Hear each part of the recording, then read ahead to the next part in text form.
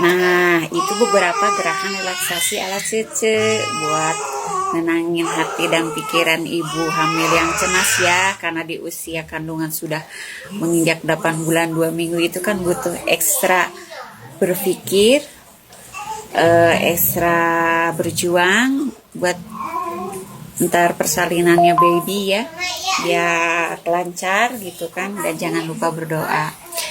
Itulah bagian gerakan relaksasi Cece ya. Dan yang belum subscribe tolong di subscribe, dan yang sudah subscribe dan yang sudah tonton semua video Cece sangat berterima kasih, sangat berterima kasih sekali. Dan yang belum tolong di subscribe, like, comment, and share.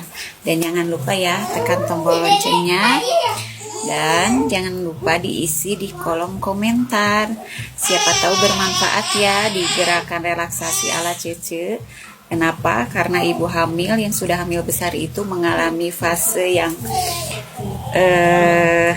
cemas ya, fase pikiran cemas seperti Cece ini. Nah, mengatasinya, gimana cara mengatasinya? Ya Cece seperti itu, dengan cara gerakan-gerakan yang tenang, rileks, damai, dan perlahan-lahan intinya ya. Dan jangan lupa istirahat yang cukup.